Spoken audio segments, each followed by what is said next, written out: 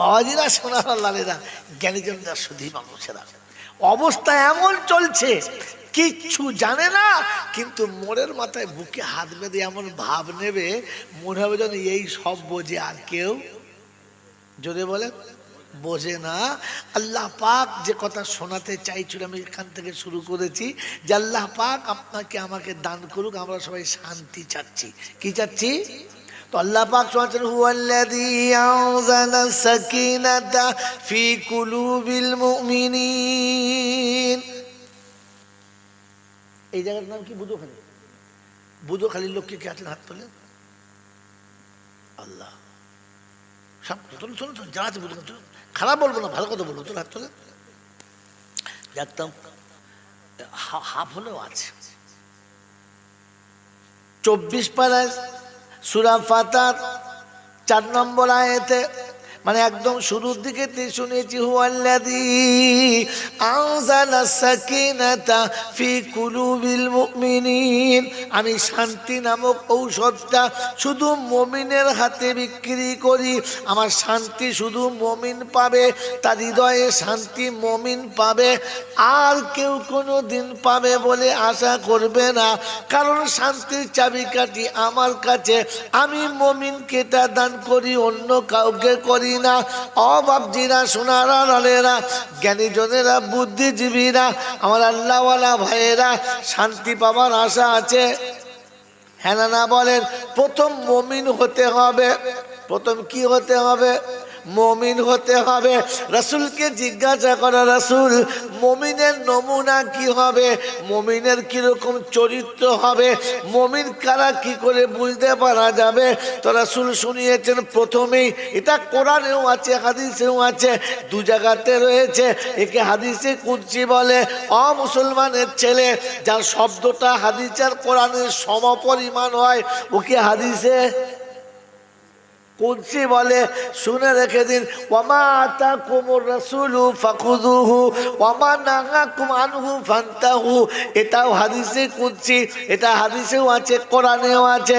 এরকম এটা হলো জান্নুল মুমিনিনা খায়রা, মুমিনের প্রতি ধারণা ভালো রাখো।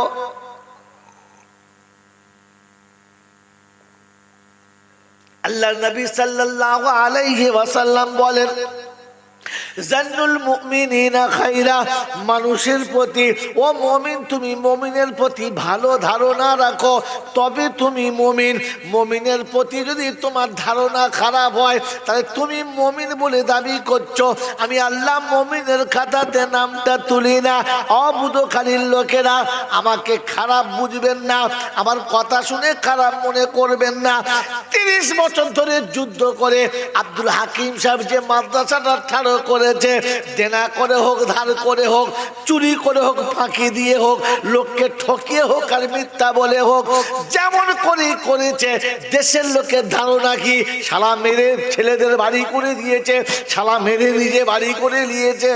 হ্যাঁ না? কি? হ্যাঁ, দেশের লোককে জিজ্ঞাসা করো, আব্দুল হাকিম শালা চোর, চোর, 1 টাকাও দেয় না। বাবাজি, খোদা তোমাকে চাই নাই, তাই তুমি মুরগির দরমা করেছ। জীবনে একটা মসজিদ করতে পারো নাই। কি করেছো বলো? এই কি বললাম? এই মুরগি থাকে কি বলে? খোঁড়। খোঁড়, মুরগির খোঁড় করেছো তুমি। সারা জীবন সৎ পথে থেকে কি করেছো বলো? মুরগির খোঁড় করেছো। মুরগির হাগার জ্ঞান আছে? হ্যাঁ, কথা বলে দেবে, হাগার জ্ঞান আছে না? তোমার যে কোটা বাঁদর তৈরি করেছো, হাগার জ্ঞান আছে? কিসের তোর কি, কিসের ঘর করেছো? ও 3 তলা করো আর 6 তলা, ওরে পাকা হোক আর ফাঁকা, ওগুলো মুরগির দরমা করেছো। যাদের মোতারও জ্ঞান হয় নাই, যাদের পায়খানা ফেরার জ্ঞান হয় নাই, যারা আজও কাপড় পরতে জানে না, ওরে মুসলমান হতভাগা, মানুষের খাতাতে পড়ে না। ওটা জন্তু জানোয়ারের মতো লেজ তুলে হাগে আর ঠ্যাং তুলে মুতে। বাবাজিরা, সোনারা, লালেরা, জ্ঞানীজনেরা, শুধু মানুষের জান্নুল মুমিনিনা খায়রা, মুমিনের প্রতি ভালো ধারণা রাখো। কারণ তার হিসাব সে তার রবের কাছে দেবে, তার হিসাব তার রব তার কাছে বুঝে নেবে, তোমার কাছে নেবে না। তুমি তার দিকে আঙুল তুলে নিজের আখিরাত নষ্ট করো না। ও বাবাজিরা, আমার আল্লাহওয়ালা ভাইয়েরা, জ্ঞানী জনেরা, সুধী মানুষেরা, গোটা বুধো খালি একটা বুধো এমন পাবেন না যার 12টা থেকে 14টা বাচ্চা। হাত তোলে কথা বলেন, 14টা বাচ্চা আছে, একটা বাপ এখানে আছে, হাত তোলে। 14টা বাচ্চা একটাও নাই, সব 2, 3, 4টে। হ্যাঁ না বলেন, খুব বেশি হলে 4টে, তা নাহলে 2, তা না হলে একটা। এখনকার জেনারেশনে লিখে দিয়েছে বিয়ের পরে ছেলে না, আর একটার বেশি 2 না। এরপরে গাছের মূল শেকড়টা তুলে দিবি যেন ভেতরে পুঁততে পারে না। বাংলা বোঝে কি বোঝে? হ্যাঁ না বলেন, ওই বাপজিরা সোনারা, কারণ 2 ছেলের 2 বাড়ি করে দেবো, 2 গাড়ি কিনে দেবো। এই 2 ছেলে মানুষ করে যা করে দিয়েছে, সম্পদ বেশি দিয়েছে না কম দিয়েছে? যদি বলেন বেশি দিয়েছে। শান্তি আছে না নাই বলো? যখন মায়ের 14টা ছেলে হলো, যখন বাপের 18টা ছেলে ছিল, যখন লাইন দিয়ে শুয়ে থাকতো, ওদের প্যান্ট কিনতে পারতো না, তখন কিন্তু পিতামাতা শান্তিতে ছিল, এত অশান্তি তাদের মধ্যে ছিল না। যখন তুমি ছানা বাচ্চা মেরে দিয়েছো, তখনই তোমার শান্তি চলে গেছে, কারণ তুমি সম্পদে বিশ্বাস করেছো, আল্লাহর রহমতে বিশ্বাস করো না। আল্লাহ বলে ঠিক আছে, সম্পদ নে, তবে শান্তি পাবি না। ছেলের হাতে মার খাবি, বৌমার হাতে ঠেলা খাবি, বুড়ো বয়সে বুড়ির কাছে ঝাঁটা খাবি, আল্লাহ আল্লাহ করে চিল্লাবি, আমি আল্লাহ দেখা দেবো না। তখন মনে হবে বিষ খাবো, গলায় দড়ি দেবো, কিন্তু মরণ বিষেতে হবে না। বাবাজিরা, সোনারা, লালেরা, বলেন শান্তিতে আছেন নাকি জ্বলনে আছেন? বাবাজি, কারণ আপনি সম্পদ চেয়েছেন তাই শান্তি পালিয়ে গেছে। আপনি সম্পদ চেয়েছেন, শান্তি পালিয়ে গেছে। আপনি যদি শান্তি চাইতেন, তাহলে আপনাকে আল্লাহ শান্তিও দিত, সম্পদও দিত। আপনি তো সম্পদের আশা করে বসে। আমার বাবাজিরা, আমার শোনাচ্ছেন বন্ধুরা, আমার সোনামণি মায়েরা, বোনেরা, আমার আল্লাহ পাক শুনিয়ে দিয়েছে, শুনে রেখে দে। আমার উপরে ভরসা করেছে যারা মুমিনের খাতায়, তারা এই গুলোখানির লোকেরা, যাদের 6টা ছেলের ভাত দেওয়ার ক্ষমতা ছিল না, ও 50টা ছেলে ভর্তি করে কোন সাহসে? ওর বাবার কত বিঘে সম্পত্তি আছে? ক বিঘে সম্পত্তির মালিক দেও? কটা ফিশারি আছে? এই 50টা ছেলেকেও যে খাওয়ায়, চুরি করে হলে এনে খাওয়ায় তো। আমি বলছি সে মিথ্যা কথা বলে আনে, চিটিংবাজি করে আনে, খাওয়াচ্ছে তো। এই 50টা ছেলের মধ্যে যতগুলো ছেলে পর্যন্ত পাগড়ি পেয়েছে, এর মধ্যে একটাও কি হাক্কানি হাফেজ বেরোবে না? 1 বিঘে জমি চাষ করেছি, পোকা লেগে সব সালা চিটি হয়ে গেছে। হ্যাঁ বাবা, 1 কেজি ধানও বেরোবে না? হ্যাঁ না বলেন? ওই 1 কেজি ধানের 20 তোলা ফেললে আমার তো 10 বিঘে হবে। রব্বের জল জালাল বলে একটা পাস করবি, একটা। আমি আল্লাহ কিয়ামতের ময়দানে তোকে ফার্স্টে পাশেই দাঁড় করাবো। আমার কোরআন বাঁচানোর জন্য চেষ্টা করেছো, চলো চলো। আমি আল্লাহ পাক রহমানুর রহিম তখন দেখা, বাপ মারা গেছে, সন্তান মারা গেছে, পিতার এখন ভোজ ছুটে গেছে, বাচ্চাকে কবরে শুইয়ে দিয়েছে। বাচ্চা কবরে শুইয়ে দিয়েছে, 14 বছর 16 বছরের বাচ্চা, জোয়ান পাহাড় ছেলে। পৃথিবীতে 1 কুইন্টাল ধানের বস্তা, 1 কুইন্টাল চালের বস্তা বুধখালি থেকে মাথায় করে নিয়ে ক্যানিং চলে গেছে। 2 হাতে 40 কেজি করে 80 কেজি মাল সাইকেলে দুদিকে ঝুলিয়ে নিয়ে চলে গেছে। কষ্ট হয় নাই, কিন্তু 50 কেজি ওজনের বাচ্চার লাশ যখন খাটে শুয়ে গেছে, আর বাপ যখন খাটটা কাঁধে তুলেছে, তখন মনে হয়েছে সারা পৃথিবীর ওজন আমার কাঁধের উপরে এসে গেছে। কারণ পিতার কাঁধের উপরে পুত্রের লাশ সব থেকে বেশি ভারী। ও কাফনের কাপড় পরায় আর বলে, আব্বা আমার শখ ছিল তোর হাতে জামা পরার, আমাকেই পরাতে হলো। বেঁচে থাকতে আমি জামা কিনে পরিয়ে দিয়েছি, মরার পরে আবার আমাকেই জামা পরাতে হলো। তুই এত তাড়াতাড়ি চলে যাবি এই আশা আমি করি নাই। বাচ্চাকে কাঁধে করে নিয়ে বাপ যাচ্ছে। ওই বাপকে জিজ্ঞাসা করো, পায়ের তোলার জমিন অটোমেটিক সরে যায় আর বাপ কবরস্থানের দিকে যায়। লাশটা কবরে নামিয়েছে, মুখের কাপড়টা খুলেছে আর বাপ বেটার মুখের দিকে তাকিয়ে বলছে, আব্বা ভয় খাস না, ঘাবড়াস না, আমি খুব তাড়াতাড়ি আসবো, তুই ভয় খাস না, আমি আসবো। বাচ্চা শুয়ে গেছে, উপর থেকে লোক ডাকছে, উঠে আয়, কতক্ষণ বসবি? বাচ্চার মুখের দিকে তাকিয়ে কতক্ষণ থাকবি? উঠে আয়, উঠে আয়। উপরে তুলে নিয়েছে, একটার পর একটা মাছ সাজাচ্ছে আর বাপ বেটার মুখের দিকে অধীরে তাকিয়ে আছে। আব্বা, গোটা কবরটা বাঁশে ঢাকা হয়ে গেছে, মাটি দিয়ে সবাই চলে যাচ্ছে, সবাই চলে যাচ্ছে। আজ আপনাদের বলে দিয়ে যাচ্ছি, শয়তান চেনার রাস্তা। যখন মাটি হবে আর মাটি দেবে না, চোখ দিয়ে পানি পড়বে, তখন কিছু দেখবেন স্পেশাল শয়তান আছে, আপনার হাতটা ধরে খুব করুণ স্বরে বলবে, উঠে আয়, ছেলের কবরের কাছে কাঁদিস না, কষ্ট হবে। তখন জানবে এটাই হচ্ছে আসল শয়তান। তখন আস্তাগফিরুল্লাহ মনে মনে পড়বেন আর দোয়া করবেন, আল্লাহ এই শয়তানকে এখান থেকে সরাও। কারণ সন্তানের বুকে যখন মাটি পড়ছে আর বাপের চোখে পানি পড়ছে, তো রহমতের ফেরেশতারা প্রত্যেকটি ফোঁটাকে হিসাব রাখছে আর জমা করছে। এই সময়তে শয়তান এসে দরদ দেখাচ্ছে, আয় কাঁদিস না, বাচ্চার কবরের কাছে কাঁদিস না। তখন বুঝবে এক খবিশের, একদম বেজম্মা খবিশ এসেছে, হারামি খবিশ এসেছে। বুঝেছেন? উঠবেন না কথা শুনে। মাটি দেওয়া হয়ে গেছে, সবাই চলে যাচ্ছে, গোটা কবরস্থান ফাঁকা হয়ে গেছে, আপনি একা বসে আছেন। ঠিক তখনই দেখবেন আর একবার আসবে, চান্স নেবে শয়তান। চ, কতক্ষণ আর বসে থাকবি? তুই যতক্ষণ বসে থাকবি তোর বাচ্চার কষ্ট হবে না। মিথ্যা কথা। সবাই কবরস্থান থেকে চলে গেছে, আপনি একা আছেন। তখন বেটার কবরের উপরে আর একবার হাতটা বুলিয়ে দেন।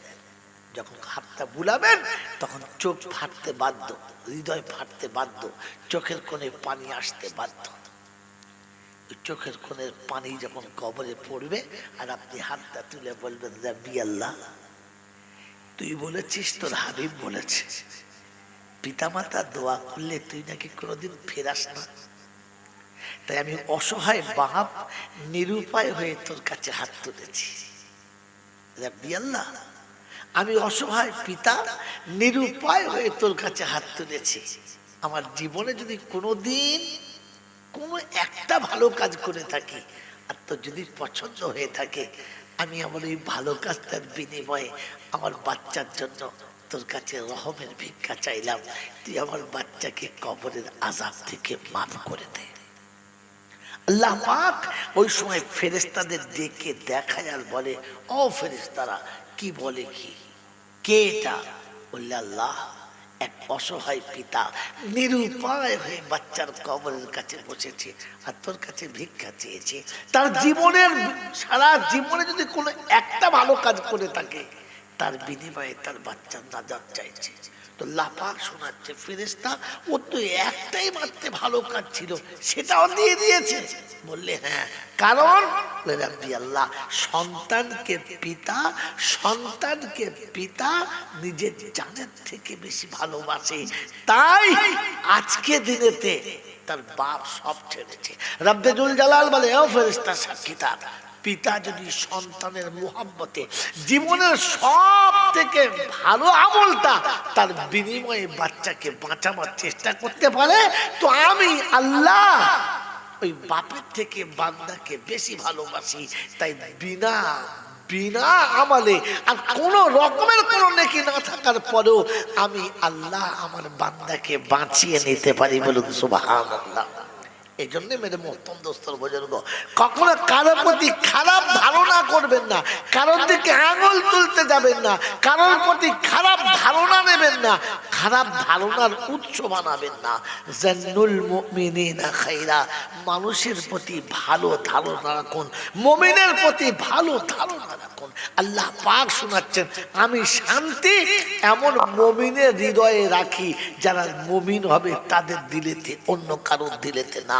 এজন্য মেরে মোহতরম দোস্তর বুজুর্গ, আমরা সম্পদ না শান্তি আশা করি তো শুনে রেখে দিই, শান্তি পাওয়ার জন্য ইমানদার শর্ত। কি শর্ত? যদি বলেন ইমানদার। আর ইমানদার শর্ত হওয়ার পরে যদি আমি ইমানদার হওয়ার পরে শান্তি না পাই, তাহলে বুঝতে হবে আমার ইমানের কোথাও না কোথাও ফাঁকা আছে, যেখান দিয়ে শান্তিটা পালাচ্ছে। কথা বোঝেন কি বোঝেন না? সবুজ ফসলটা বাঁচানোর জন্য গাছের গোড়াতে পানি ডুবানো দরকার। হ্যাঁ না না, আপনি ডুবিয়েছেন কিন্তু পানি নেই, সন্ধ্যায় ভরেছেন, সকালে খালি পানি দাঁড়াচ্ছে না, তখন বুঝতে হবে পানিটা কোনো চোরা গলি দিয়ে চলে যাচ্ছে। ওই জায়গাটা আমাকে খুঁজে বার করতে হবে। খুঁজবেন ইনশাআল্লাহ, জোরে বলে খুঁজবেন ইনশাআল্লাহ। আল্লাহ পাক আপনাকে আমাকে শুনিয়ে দিয়েছেন। এর জন্য সুন্নতের বাউন্ডারি চাই। কিসের বাউন্ডারি? জোরে বলে সুন্নতের বাউন্ডারি। একজন মানুষের মনুষ্যত্বের জন্য সুন্নত অপরিহার্য কর্তব্য। পুরুষের পোশাক আলাদা, নারীর পোশাক জোরে বলে আলাদা। নারীর পোশাককে নারীকে দেওয়া আর পুরুষের পোশাক পুরুষে নেওয়া, এটার জন্য আপনাকে শিক্ষার প্রয়োজন ছিল। এই শিক্ষা না থাকার কারণে আজ রাস্তায় নারী দেখলে নারী না পুরুষ বুঝতে পারা যায় না।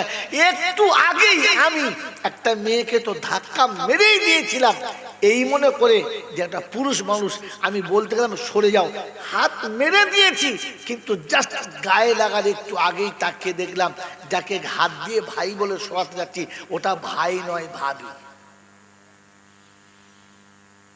এই অপদস্থের আসল কারণ কি? যদি বলেন আমি সেই শিক্ষাটা পাই নাই। যে শিক্ষা পেলে নারীকে নারীর পোশাক ফিরিয়ে দেয়, পুরুষকে পুরুষের পোশাক ফিরিয়ে দেয়, নারীর নারীত্ব ফিরিয়ে দেয়, পুরুষের পুরুষত্ব ফিরিয়ে দেয়, আমরা দুর্ভাগ্য যে আমরা সেই শিক্ষাটাই পাই নাই, সেই শিক্ষা থেকে বঞ্চিত। পৃথিবীর বুকেতে এমন কোন জায়গা আপনি পাবেন না যেখানে নারীকে নারীত্বের পোশাক শেখায় আর পুরুষের পুরুষত্ব শেখায়, শুধু অনলি ফর মাদ্রাসা। যে ইলম শিখলে আপনার পোশাকটা পুরুষের মতো হতো, নারীর মতো না। যেখানে ইলম শিখলে আপনার মা বোনের পোশাকটা মা বোনের মতো হতো, কোনো বাপ ভাইয়ের মতো না। পৃথিবীর যত কলেজ, ইউনিভার্সিটি, উচ্চ শিক্ষালয় আছে, এখানে নারী আর পুরুষের পোশাকের তেমন একটা তফাৎ নেই। হ্যাঁ না বলেন? যেখানে যাওয়ার পরে নারী নিজেকে নারী ভাবে না, পুরুষ নিজেকে পুরুষত্ব দেখাতে পারে না, কারণ দুজন মিলেমিশে পুরো হিজড়ে হয়ে গেছে। মেরে মোহতরম দোস্তর বুজুর্গ, এখনো আপনি মাদ্রাসায় যান, পুরুষের পোশাক দেখলে বোঝা যাবে কতটা আর নারীর পোশাক কতটা, আপনি বুঝতে পারবেন। একজন মানুষ কেমন খাবে, এমন একজন মানুষ কেমন খাবে, এটা পর্যন্ত পৃথিবীর কোন কলেজে শিক্ষা নাই। যার যেমন মন যাবে তেমন খাবে, যেখানে মন যাবে সেখানে খাবে, যে অবস্থায় মন যাবে সেখানেই খাবে। হ্যাঁ না বলে? এখনো যদি মনুষ্যত্বের মতো খাওয়াবার কোনো নিয়ম শেখানো থাকে, সেই শিক্ষা থেকে আমরা বঞ্চিত। সে শিক্ষা হলো দ্বীনি শিক্ষা, সে শিক্ষা ছিল কোরআনের শিক্ষা। মেরে মোহতরম দোস্তর বুজুর্গ, আল্লাহওয়ালা ভাইরা, একটা নমুনা বলে দিচ্ছি, শুনে নেন আমাদের দেশের এই অধঃপতনের কারণ। কোন মেয়ের বিবাহ হলো আর বিবাহের পর দেখলে ছেলেটা যা মনে করেছিলাম তা না, বর মনে করে দিয়েছিলাম কিন্তু বাঁদরের গোলায় তুলে দিয়েছি। তো মেয়েটাকে আমরা কি বলে বুঝাই? চিন্তা করিস না মা, ধৈর্য ধর, সবর কর, একদিন আল্লাহ দেবে তোর ওই স্বামী ভালো হবে আর তোর কপালে সুখ হবে। বলি না? যদি বলে কি বাবা বলি কি বলি না? কিন্তু দুর্ভাগ্য হলো বিয়ের পরে যদি দেখে মেয়েটা ভালো না, তখন কি বলে, দূর করে তাই দে আবার একটা বিয়ে দেবো, বলে না বলে না। কি করে বললেন আপনি? আপনার মেয়েকে আপনি বুঝালেন যে ছেলে যত খারাপ হোক তুই ধৈর্য ধর, সবর কর, ওর সাথে থাক, একদিন ও ভালো হবে, তোর কপাল ভালো হবে। আর এটার বেলা কেন বললেন যে কালকে ভাবে তুলে দিয়ে ঝাঁটা মেরে দূর করে দে, তাই দে আমার বিয়ে আমি কালকে, অমন বউ চাই না? কি করে বললেন আপনি? আপনি একবারও ছেলেকে বুঝালেন না যে বাপ তোর তকদিরে ছিল, এটা হয়েছে, তুই একটু সবর কর, ওকে একটু বুঝা, ও যা বলে ওর কথা একটু শোন, দেখ তুই একটু ওর হয়ে চল, দেখবি একদিন দুজনের সংসার আন্ডারস্ট্যান্ড হয়ে যাবে, আর নিজেদের মধ্যে একটা ভালোবাসা গড়ে যাবে। বুঝিয়ে নে, উনি বলেছেন বলেছেন আপনি বসে বসে এক মুখে দুরকম ফায়সালা দিচ্ছেন, আর ফের আপনি শান্তির আশা করছেন। এই দুর্ভাগ্যের কারণ হচ্ছে আপনি ইলম থেকে বঞ্চিত, এই শিক্ষা থেকে বঞ্চিত।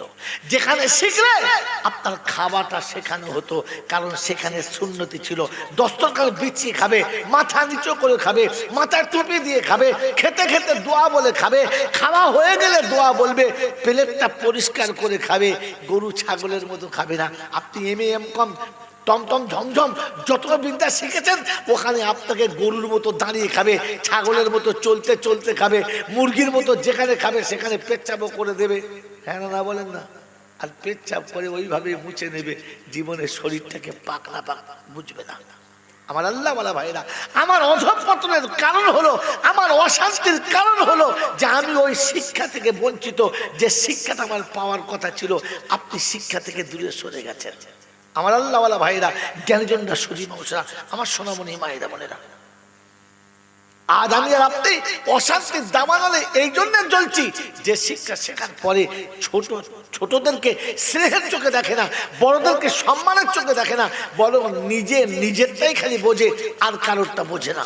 আমার আল্লাহ ওয়ালা ভাইরা, জ্ঞানীজনরা, সুধী মানুষেরা, আমার আপনার আফসোস করার কারণ একটাই যে আমি ওই অরিজিনাল শিক্ষা থেকে বঞ্চিত। আমি ওই শিক্ষা থেকে বঞ্চিত যে শিক্ষায় থাকলে আমাকে আমার রবের সঙ্গে পরিচয় করিয়ে দিত, আমার মালিকের সঙ্গে আমার পরিচয় হতো। ওই শিক্ষা থেকে আমি বঞ্চিত। এই শিক্ষা থেকে বঞ্চিত বলে বাপ বেটার কাছে লাঞ্ছিত, স্বামী বিবির কাছে লাঞ্ছিত, বড়রা ছোটদের কাছে লাঞ্ছিত, মাস্টাররা ছাত্রদের কাছে লাঞ্ছিত, ধনীরা গরিবদের কাছে লাঞ্ছিত। রাস্তাঘাটে যেখানে যাবে শুধু একে অপরকে লাঞ্ছনা ছাড়া সান্ত্বনা দেওয়ার কেউ নেই। এই জন্য মেরে মোহতরম দোস্ত বুজুর্গ, আল্লাহ পাকের প্রিয় নবী শুনলেন, আল মুমিনু মিরআতুল মুমিনিন। মুমিন তুমি শান্তি পেতে চাচ্ছ তো প্রথম মুমিনের নমুনা হলো মুমিন আয়নার মতো হবে। একটা আয়না দেখে যেমন সামনের মানুষ বুঝে নেয় আমার কোথায় কোথায় দাগ আছে, যেমন আয়না দেখলে সামনের মানুষ বুঝে নেয় আমার মুখে, আমার চেহারায় কোথায় কোথায় কালি লেগে আছে, নোংরা লেগে আছে। মুমিন যখন সামনে দাঁড়াবে আর একজন বুঝে নেবে আমি মুসলমান আর মুমিন বলে দাবি করি, আমার মানায় না, কারণ আমার চেহারাটা আয়নায় দেখে মুমিন মনে হচ্ছে না। বাবাজিরা, সোনার আল্লাহরা, জ্ঞানীজনরা, বুদ্ধিজীবীরা, এই জন্য আপনাদের কাছে এতগুলো কথা আমি ঘুরিয়ে ঘুরিয়ে বলছিলাম যে যাতে করে আমার জীবনে শান্তির বাতাবরণ ফিরে আসে। আনবার চেষ্টা করবে ইনশাআল্লাহ, যদি আনবার চেষ্টা করবে ইনশাআল্লাহ। কোরআন তো আছে, অনুনাজ্জিলু মিনাল কোরআনি মা হুয়া শিফাউ ওয়া রাহমাতুল লিল মুমিনিন। বিশ্ববাসী শুনে রাখো, তুমি শান্তির আশাবাদী, শান্তি পাওয়ার কামনা করো তো আল্লাহ প্রথম শুনিয়ে দিলেন আমি শান্তির ধারাটা কোরআনে শোনাচ্ছি। প্রথম বলেছি মুমিনের দিলে যাবে, আর আমি কোরআন নাজিল করে বলেছি অনুনাজ্জিলু মিনাল কোরআনি মা হুয়া শিফাউ ওয়া রাহমাতুল লিল মুমিনিন। মুমিনের জন্য রহমত হলো কোরআন। ও মুসলমানের ছেলে, শুধু কোরআন শেখার জন্য না, মুমিনের জন্য রহমত, যেখানেই যাবে রহমত। আমার বাপজিরা, আমার সোনার চাঁদ বন্ধুরা, আমার সোনামণি মায়েরা বোনেরা, সকালে ঘুম থেকে উঠে কোরআনের পাশে যখন যাবে না, সন্ধ্যাতে যাওয়ার সময় বিছানায় কোরআনের পাশ দিয়ে যাবে না। জীবনের শুরুতে কোরআন থাকবে না, জীবনের শেষে কোরআন থাকবে না, যৌবনে কোরআন থাকবে না, বার্ধক্যে কোরআন থাকবে না। ওই মরার পরে কিংবা মরার শেষ সময়ে কোরআন এনে যদি সামনে দাঁড় করায়, কোরআন শুনিয়ে দেবে, আমিও তোমার সঙ্গে থাকবো না। আল্লাহ পাক বলেন, ফালাউলা ইযা বালাগাতিল হুলকুম ওয়া আনতুম হিনা ইযিন তানদুরুন ওয়া নাহনু আকরাবু ইলাইহি মিনকুম ওয়ালাকিন লা তুবসিরুন।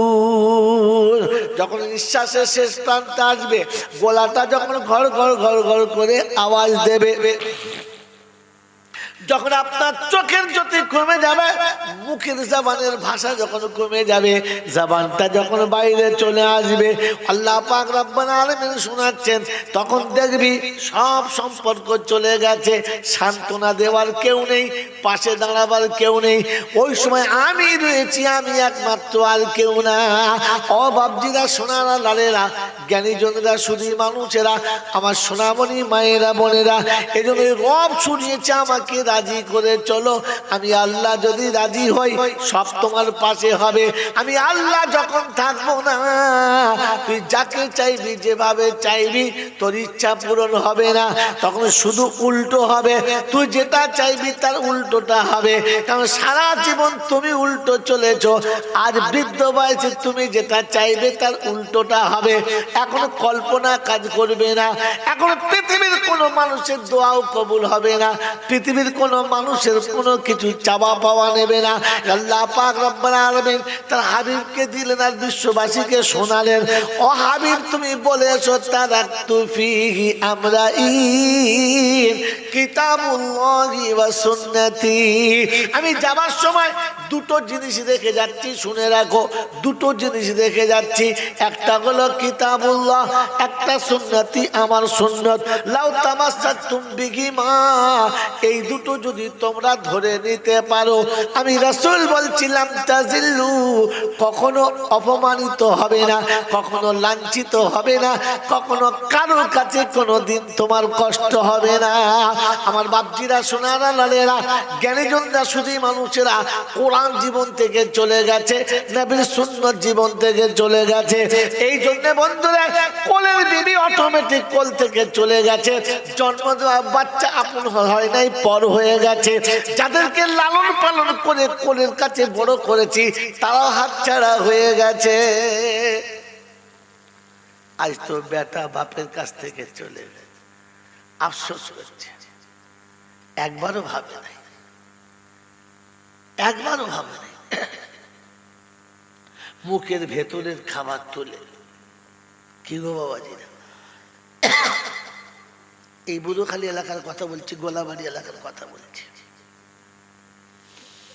আজ থেকে 20 বছর 25 বছর আগে, 2000 সালের আগে, মজবুত বাড়ি একটাও দেখা যেত না। নিজে কথা বলছি। এখান থেকে ক্যানিং পর্যন্ত, ওই হেড়োভাঙা পর্যন্ত রাস্তার উপর থেকে হেঁটে গেলে ভয় লাগতো। আর যতটা হেঁটে যেতাম, এখান থেকে গেছি, এরকম মোটা মোটা কুমড়োর মতো সব মাথা বার করে শুয়ে আস। যার মাথার উপরে চাকা উঠবে না, সে ভাগ্যবান। কি জি, ইঞ্জিন ভ্যান কোন দিকে উল্টে পড়বে বোঝা মুশকিল। এইরকম রাস্তার উপরে আর এরকম ভাঙা ঘরের ভিতরে সারাটা জীবন কেঁদেছে। আপনাকে আমাকে খেতে দিয়েছে, খেতে দিয়ে ঠিক তৃপ্তি হয় নাই। মা বাচ্চাকে খাওয়াচ্ছে আর ঘরের ভিতরে বসে বসে কাঁদছে আর বলছে, আল্লাহ, পেটে বাচ্চাদের দিলে, কিন্তু বাচ্চাদেরকে দুমুঠো পেট ভরে খাওয়াতে পারলাম না। আল্লাহ, তুমি আমার বাচ্চাদের একটু মুখের দিকে তাকাও না আল্লাহ। আমার খুব ভালো মনে পড়ে, বাংলা মাদ্রাসায় জলসা করে ওই রাতে আমি আসছি এই নামতে খালি জলসা করতে, মোটর সাইকেল নিয়ে আসছি, পিছনে একজনকে বসিয়ে নিয়ে। কথা বুঝেছেন? সে এখানে এসে গাড়ি থেকে নেমে বলছে, মোল সাহেব জীবনে আপনার গাড়ি আর কোনোদিন যাবো না। আরে ভাই কি অন্যায় করলাম বলো? বলছে অন্যায় হলো এইটা যে আপনি যে গাড়ি এনেছেন বিশ্বাস করতে পারি না এই পর্যন্ত যাবো বলে, শুধু মনে হচ্ছে যেন নাগরদোলায় উঠলে একটু দেরিতে পাক খায়। আপনি যা পাক মেরে আনছিলেন তখনই ওঠে আর তখনই নামে, মানে সে রাস্তা আপনাকে বলে বোঝানো যাবে না।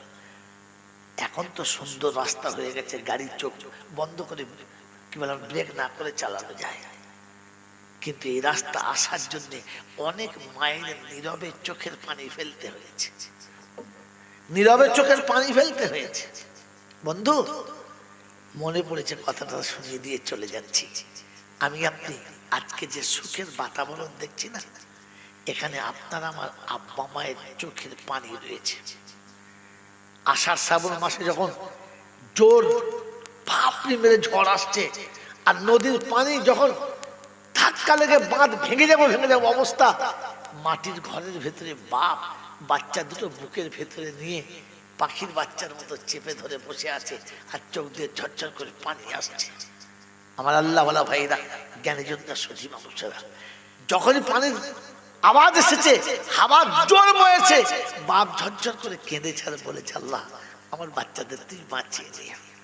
এই নদীর পাড়ে হট করে যদি নদীর বাঁধটা ভেঙে যায়, মাটির ঘর ভেঙে যাবে, আমার বাচ্চারা খুব কষ্ট পাবে। আল্লাহ তুমি আমার বাচ্চাদের জন্য একটু সুরাহা করে দাও। আকাশের যতবার ঝড় উঠেছে, মা বাপের হৃদয়ে তার থেকে বড় ঝড় উঠেছে, আর তারা কেঁদে চোখের পানিতে বালিশ ভিজিয়ে ফেলেছে। বাচ্চা আমি আর আপনি শুয়ে ঘুমিয়ে গেছি, কিন্তু তারা মাথার কাছে বসে দেখেছে, না জানি কখন ঘর ভেঙে যাবে, না জানি কখন ঝড়ে চালটা উড়ে যাবে, না জানি কখন ঝড়ে নদীর বাঁধটা ভেঙে যাবে, আর বাচ্চাদেরকে কোলে কোলে নিয়ে পালাতে হবে। তাদের চোখের পানি জমা হয়ে হয়ে তবে রাস্তা সমান হয়েছে, এমনি হয় নাই বন্ধু। আমার আল্লাহওয়ালা ভাইরা, আজই হাকিম সাহেবের ঘরে খেতে যাচ্ছিলাম, ডাইনে বামে পাকা বাড়ি, মজবুত মজবুত বাড়ি। মনে মনে করলাম, আল্লাহ একদিন এখানে এসেছি যেদিন দুই পাশে একটিও ভালো বাড়ি দেখতে পাওয়া যায় না, আজ বাড়ি হয়ে গেছে। এমনি হয় নাই, এমনি হয় নাই, এর জন্য কুরবানি লেগেছে। কি বুঝতে পেরেছেন? অতএব আল্লাহ আপনাকে জান্নাতের যোগ্য মনে করেন, তাই জান্নাতের বাগানে ঢোকার পারমিশন দিয়েছেন। এর জন্য আমরা কি বলবো? কি বলবো? জোরে বলে আলহামদুলিল্লাহ। কি বলবো? কথা বলে না, বলেন আমরা এটা জানি, হ্যাঁ না না। আমি যে পয়েন্ট ছেড়েছি ওখানে আসবো, কিন্তু এটা হচ্ছে তার ভিত। বলেন এই যে আলহামদুলিল্লাহ আমি বললাম, যে তাহলে আমাদের কি বলা দরকার? আলহামদুলিল্লাহ, এটা আমরা জানি, হ্যাঁ না না। তো এতক্ষণ কেন বলি নাই?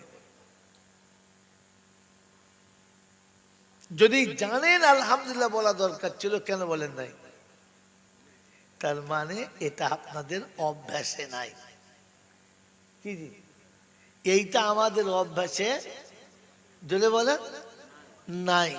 আর মানুষের অভ্যাসে যখন থাকবে না, তখন গোঁজা মেরে তাকে বলাতে হবে, এমনিতে বলবে, যদি বলে বলবে না। যে মানুষ নামাজের আদি না, নামাজ যার অভ্যাস নাই, ফজরে তুলে দিলেও তারপর আবার ঘুরিয়ে শোবে, নামাজ পড়ার ইচ্ছা যদি বলে হবে না, কারণ নামাজ পড়ার তার আদি নেই।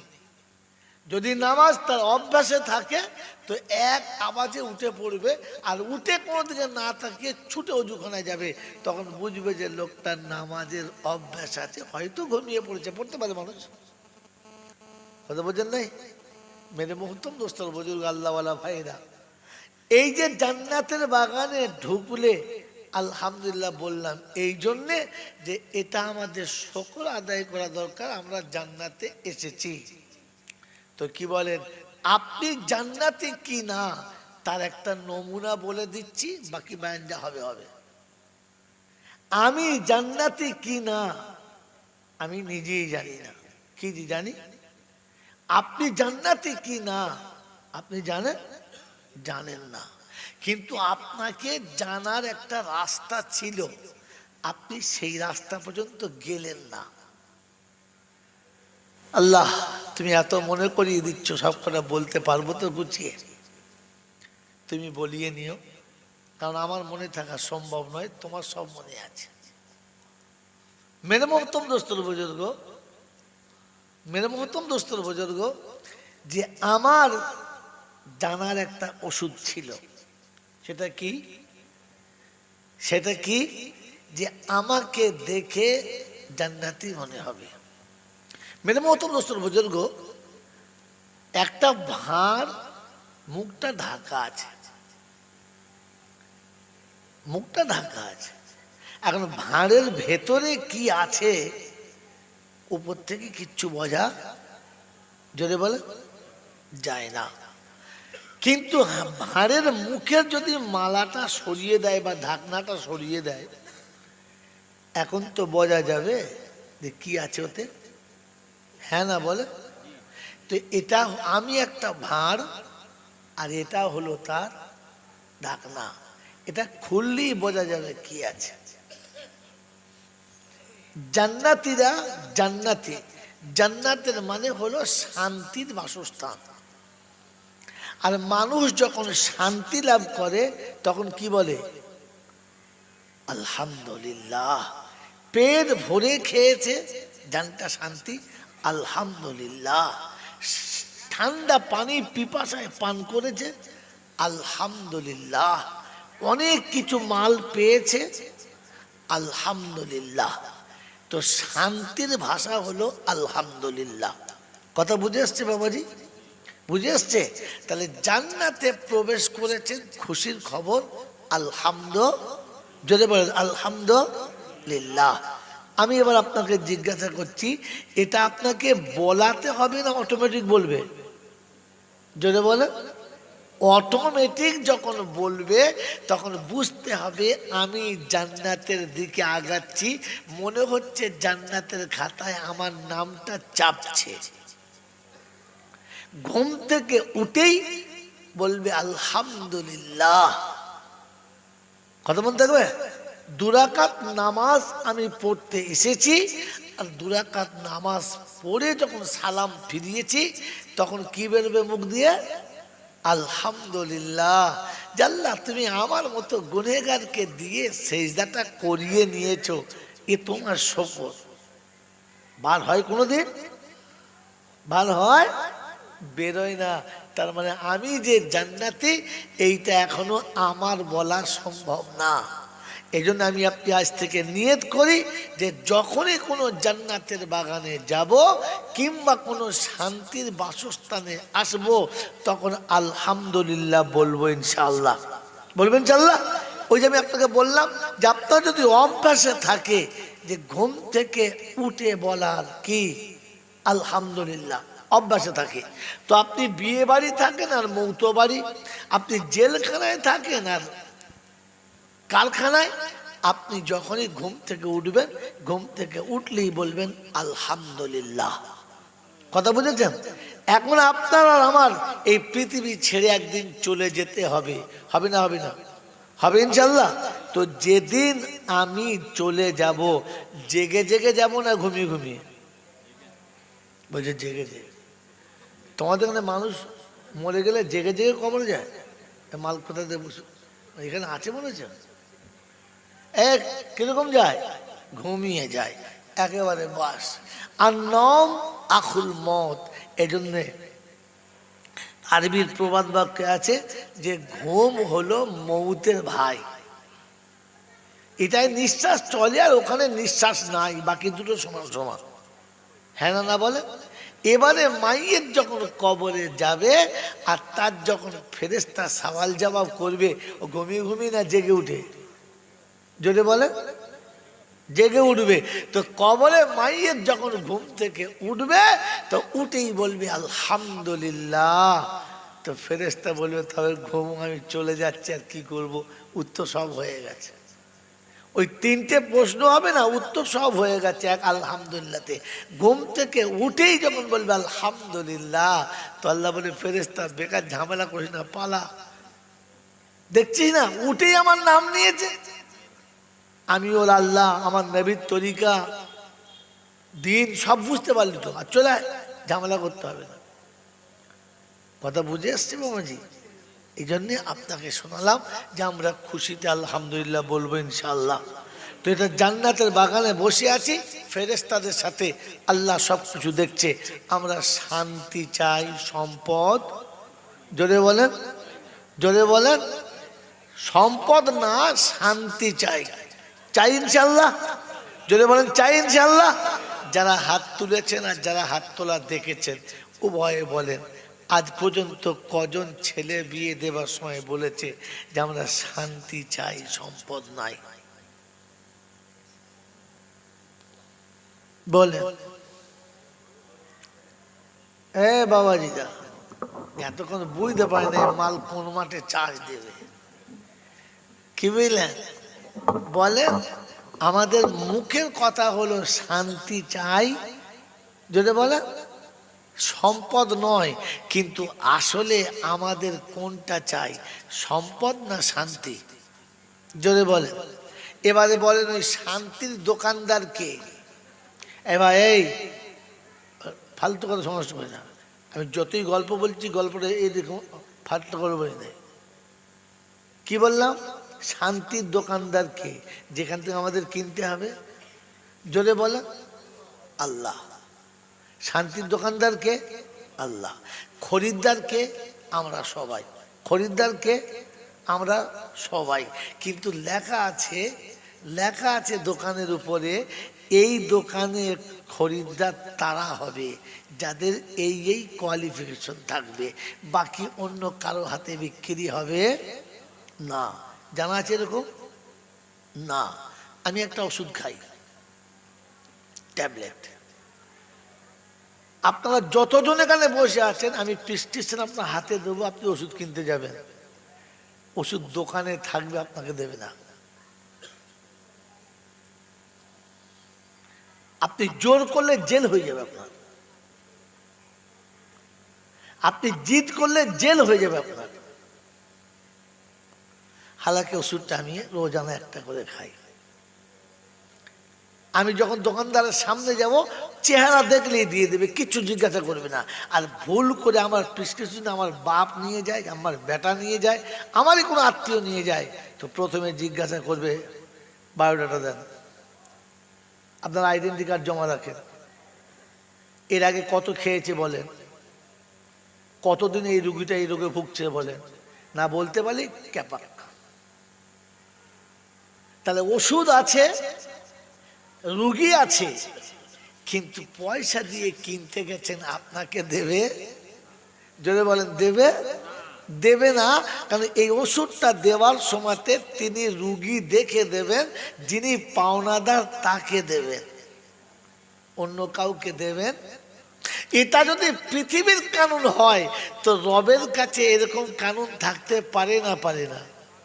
পারে। তিনি শুনিয়েছেন শান্তি সবার জন্য না। আমরা শান্তি পেতে চাই সবাই বলেছি, কিন্তু শান্তি সকলের জন্য, জোরে বলে না। যারা সম্পদ চায় শান্তি তাদের কাছে আসবে না, কারণ সম্পদ আর শান্তি দুজনে হলো সতী। আর মেয়েরা বিছানায় সব নেবে, সতীর নেবে কথা বলে, কারণ জ্বলন জানে মাঝখানে স্বামী আর দুদিকে সতীন, তো স্বামীর বুঝতে হবে তোর আজকেই শেষ দিন, ছিঁড়ে মেরে দেবে। এই জন্যে মেরে মহত্তম দোস্তর বুজুর্গ, আপনার আমার অবস্থা এই যে ছেঁড়াছেঁড়ি চলছে, যেখানে যাচ্ছি ছেঁড়াছেঁড়ি হ্যাঁচড়া হ্যাঁচড়ি চলছে, শান্তি নেই। কারণ দুই সতীর দুপাশে আর মাঝখানে আমি শান্তিও চাই আর সম্পদও চাই। আল্লাহ বললে এই জায়গাটাতে আমি, যদি বলেন নাই। শ্বশুরের দুটি মেয়ে, দুটি সুন্দরী, আপনি যেটাকে বিয়ে করেছেন ওটাও নেবেন আর পরেরটা নেবেন, এটা হবে, যদি বলেন নিতে গেলে একটা ছাড়তে হবে, হয় আগেরটা না হলে পরেরটা। কথা বোঝেন না? বোঝেন নাই? হ্যাঁ, তো সম্পদের মালিক কে? জোরে বলেন আল্লাহ। আর শান্তির মালিক কে? আল্লাহ। আপনি কোনটা চাইছেন? দুটোর একটা চাইতে হবে, দুটো হলে হবে না। আর আপনার আমার সব থেকে বড় ভুল ধারণা, আমি এটাও চাই ওটাও চাই, এতে ইজ্জত পাওয়া যাবে। যদি বলেন যে শ্বশুর অযোগ্য, বিয়ে দিতে পারছে না, তো ছোটটাও নিয়ে যাব, তো পাড়ার লোকে বলবে শালা হাতে পানি খায় না, এর ঘরে পানি খাওয়া হারাম, কারণ দুটো বোন একসঙ্গে নিয়ে গেছে। বলে ভাই আমি একটা উপকার করলাম, শ্বশুর বিয়ে দিতে পারে নাই, মেয়েটা এমনি থাকবে, আমি ক্ষতি কি আছে? কথা বোঝেন নাই? আপনি যদি মনে করেন আমি বুদ্ধিমান, তো দুনিয়ার লোকে বলবে পাক্কা হনুমান, জানবার কিচ্ছু জানে না, যে দুটো এক জায়গায় যেতে পারে। তো আল্লাহ পাক শুনছেন, লিল্লাহি মা ফিস সামাওয়াতি ওয়া মা ফিল আরদি, জমিনে যা কিছু আছে তার মালিক আমি, আসমানে যা কিছু আছে তার মালিক আমি। কুলিল্লাহুম্মা মালিকাল মুলকি তুতিল মুলকা মান তাশা ওয়া তুইজ্জু মান তাশা ওয়া তুযিল্লু মান তাশা বিয়াদিকাল খায়র। আমি কুল কায়নাতের মালিক, আমি যাকে ইচ্ছা দিতে পারি, যার কাছ থেকে ইচ্ছা কেড়ে নিতে পারি। তাহলে বোঝা গেল সম্পদের মালিককে আল্লাহ। কাকে দেবে কেউ জানে না, তার ইচ্ছা যাবে যাকে দেবে, যার ইচ্ছা যাবে দেবে না। বলে রব্বুল আলামিন শান্তি কোথায়? তো শোনাচ্ছে, হুয়াল্লাযী আরসালা হুয়াল্লাযী আনজালাস সাকিনাতা ফি কুলুবিল মুমিনিন লিয়াজদাদু ঈমানাম মা ঈমানিহিম ওয়ালিল্লাহি জুনুদুস সামাওয়াতি ওয়াল আরদ ওয়া কানাল্লাহু আলিমান হাকীমা। হাকিম ভাই তোমার ডাক চলে এসে। এটা আব্দুল হাকিম সাহেব এরকম মাদ্রাসার জিম্মেদারি, এই জন্য হাকিম সাহেবের নাম দিয়ে শুরু করেছি। কারণ নাম দিয়ে শুরু না করলে বলবো শালা আমার নামটা বলে নাই, কি বুঝলে? কথা বলছেন না? এখন সবাই চায় যে যেন আমার নামটা হয়, কি চায় না? কি বুঝলে? চায় না? চায় না? হ্যাঁ। এখন নতুন ইমাম রেখেছে, নতুন ইমাম রাখবে, ইমাম ঠিক করছে। ইমাম ইমাম এসছে, সেই ইমাম এসে বুঝলেন এমন সুদের বায়ান করেছে, মোহতলি বলছে এই সালাদ ভাত খায় তার, আমি একটু সুদের ব্যবসা করে দেবো, সুদের বায়ান করতাম, এই ইমাম চলবে না, তাড়িয়ে দিয়েছে। তা সে চিন্তা করছে এরপর যখন যাবো সুদের বায়ান করবো না। ঠিক আছে, আমার একটা মসজিদ খালি পেয়েছে, সেখানে গেছে জুমার দিন বায়ান করতে হবে, পর্দার বায়ান করেছে, সেটা বায়ান করেছে। খাওয়া দাওয়ার পরে ভাত টাত খাই, বলছে আপনি বাড়ি যান, খবর দেবো। হুজুর এই হিমন হবে না? বলছে না হবে না, আমার মেয়েটা একটু বিউটি পার্লারে যায়, সারা কার কাছে শুনেছি আমার মেয়েটা বায়ান করে। তো কেশিয়ারের মেয়ে বিউটি পার্লারে যায়, অতএব পর্দার বায়ান করা যাবে না। আর মোতালিক সাহেবের সুদ খায়, ওর বায়ান করা যদি বলে যাবে না। তো ইমাম সাহেবের বউ বলছে তোমার নসিবে চাকরি হবে না, তো বায়ান করার ছিঁড়ি নেই, তাল বুঝে করতে পারো না। ওই ঠিক আছে, এইবার যেখানে চান্স পাই, তো 3 নম্বরে গোলাবাড়ি চান্স পেয়েছে। কোথায়? গোলাবাড়ি এসে দেখে বায়ান আর করে না, বলছে আমি বায়ানই করবো না, যা হয় হবে। কথা বুঝতে পারছেন? এখন বায়ান করবে না, ঠিক আছে, ভালো জিনিস। এখন এসে এখানকার চিন্তা করছে আজকে আর বায়ান করবো না, তবে এমন কোরআন শরীফটা পড়বো এত সুন্দর করে যে দেখবি লোকজন বলে হ্যাঁ এই ইমাম লাগবে। তো বায়ান টানার করে নেই, জুমার নামাজ খতবাটা সুন্দর করে পড়েছে, আর সুন্দর করে খতবা পড়ে চিন্তা করছে সূরা ইয়াসিন দিয়েই শুরু করি। কি বুঝলেন? কথা বলছেন না? বোঝেন না? এখন এই পাড়ার মোতালি আর কেশিয়ারের দুজনের ফাটাফাটি চলছে। কেশিয়ারও একরকম গোঙার, মোতালি একরকম। বেশ ভালো। ইমাম সাহেব এখন শুরু করেছে ইয়াসিন ওয়াল কোরআনিল হাকীম।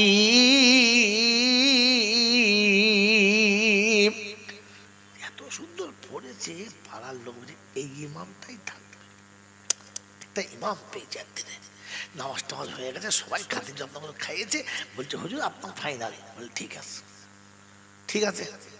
কিন্তু 3 দিন বাদে খবর নিচ্ছে হুজুর যাবো। বলে না, আসতে হবে না। বলে কেন? বলছে কেশিয়া রেগে বোম হয়ে গেছে। বলছে কি অপরাধ? বলে মোতোয়ালির বাপের নাম ইয়াসিন আর ওর নাম হাকিম, ওই 2 শালার নামে কোরআন শরীফ পড়ছে, আমার নামে পড়ো নাই, তোমার চাকরি হবে না। তো যেখানে আপনি যাবেন একটু তার নামে পড়তে হবে, তা না হলে ধরে বলেন হবে না। তাই হাকিম ভাইয়ের নামে একটু পড়লো, যদি নারাজ হয়ে যায় আগে থেকে নিয়ে নিল।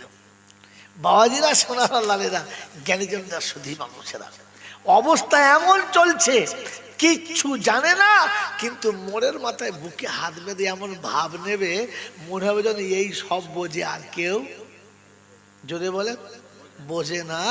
আল্লাহ পাক যে কথা শোনাতে চাইছিল, আমি এখান থেকে শুরু করেছি যে আল্লাহ পাক আপনাকে আমাকে দান করুক, আমরা সবাই শান্তি চাচ্ছি। কি চাচ্ছি? তো আল্লাহ পাক শোনাচ্ছেন হুয়াল্লাযী আনজালা সাকিনাতা ফি কুলুবিল মুমিনিন। এই জায়গাটার নাম কি? বুধখালী। বুধখালীর লোক কে আছেন? হাত তোলেন। আল্লাহ সব শোনো তো, যা আছে বুধখালী, খারাপ বলবো না, ভালো কথা বলবো, তোর হাত তোলে। একদম হাফ হলেও আছে। 24 পারায় সূরা ফাতিহার 4 নম্বর আয়াতে, মানে একদম শুরুর দিকে শুনেছি হুয়াল্লাযী আনজালাস সাকিনাতা ফি কুলুবিল মুমিনিন। আমি শান্তি নামক ঔষধটা শুধু মুমিনের হাতে বিক্রি করি। আমার শান্তি শুধু মুমিন পাবে, তার হৃদয়ে শান্তি মুমিন পাবে, আর কেউ কোনো দিন পাবে বলে আশা করবে না। কারণ শান্তির চাবিকাঠি আমার কাছে, আমি মুমিনকে তা দান করি, অন্য কাউকে করি না। অবাবজিরা, সোনারা, লালেরা, জ্ঞানীজনেরা, বুদ্ধিজীবীরা, আমার আল্লাহওয়ালা ভাইয়েরা, শান্তি পাবার আশা আছে? হ্যাঁ না বলেন? প্রথম মুমিন হতে হবে। প্রথম কি হতে হবে?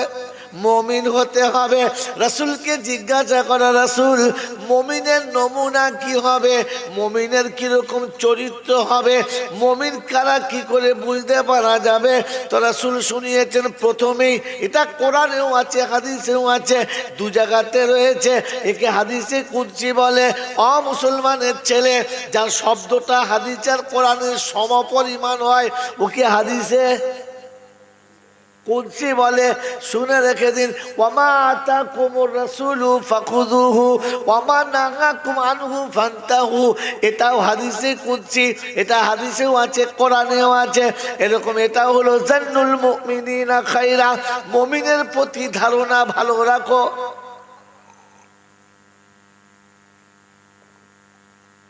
আল্লাহর নবী সাল্লাল্লাহু আলাইহি ওয়াসাল্লাম বলেন, জান্নুল মুমিনিনা খায়রা, মানুষের প্রতি, ও মুমিন তুমি মুমিনের প্রতি ভালো ধারণা রাখো, তবে তুমি মুমিন। মুমিনের প্রতি যদি তোমার ধারণা খারাপ হয়, তাহলে তুমি মুমিন বলে দাবি করছো। আমি আল্লাহ মুমিনের খাতাতে নামটা তুলি না। বুধখালীর লোকেরা, আমাকে খারাপ বুঝবেন না, আমার কথা শুনে খারাপ মনে করবেন না।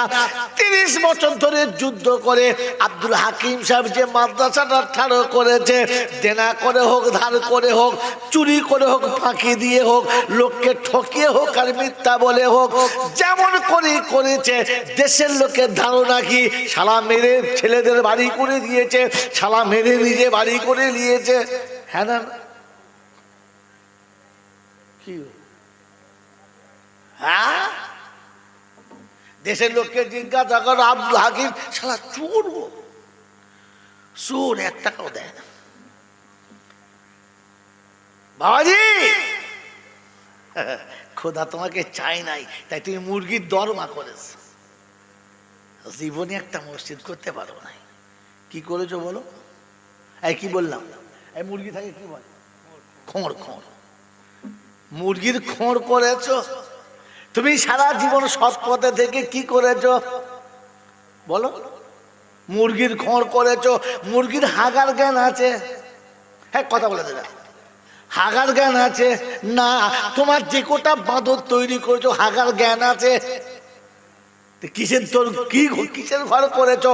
ও 3 তলা করো আর 6 তলা, ওরে পাকা হোক আর ফাঁকা, ওগুলো মুরগির দরমা করেছো। যাদের মোতারও জ্ঞান হয় নাই, যাদের পায়খানা ফেরার জ্ঞান হয় নাই, যারা আজও কাপড় পরতে জানে না, ওরে মুসলমান হতভাগা, মানুষের খাতাতে পড়ে না, ওটা জন্তু জানোয়ারের মতো লেজ তুলে হাগে আর ঠ্যাং তুলে মোতে। বাবাজিরা, সোনারা, লালেরা, জ্ঞানীজনেরা শুধু মানুষের জান্নুল মুমিনিনা খায়রা, মুমিনের প্রতি ভালো ধারণা রাখো, কারণ তার হিসাব সে তার রবের কাছে দেবে, তার হিসাব তার রব তার কাছে বুঝে নেবে, তোমার কাছে নেবে না। তুমি তার দিকে আঙুল তুলে নিজের আখিরাত নষ্ট করো না। ও বাবাজিরা, আমার আল্লাহওয়ালা ভাইয়েরা, জ্ঞানী জনেরা, শুধু মানুষেরা, গোটা বুধো খালি একটা বুধো এমন পাবেন না যার 12টা থেকে 14টা বাচ্চা। হাত তোলে, কথা বলেন, 14টা বাচ্চা আছে, একটা বাপের কাছে আছে? হাত তোলে। 14টা বাচ্চা একটাও নাই, সব 2, 3, 4টে। হ্যাঁ না বলেন? খুব বেশি হলে 4টে, তা নাহলে 2, তা না হলে 1টা। এখনকার জেনারেশনে লিখে দিয়েছে বিয়ের পরে ছেলে না, আর 1টার বেশি 2 না। এরপরে গাছের মূল শেকড়টা তুলে দিবি যেন ভেতরে পুঁততে পারে না। বাংলা বোঝে কি বোঝে? হ্যাঁ না বলেন? ওই বাপজিরা, সোনারা, কারণ 2টো ছেলের 2টো বাড়ি করে দেবো, 2টো গাড়ি কিনে দেবো। এই 2টো ছেলে মানুষ করে যা করে দিয়েছে, সম্পদ বেশি দিয়েছে না কম দিয়েছে?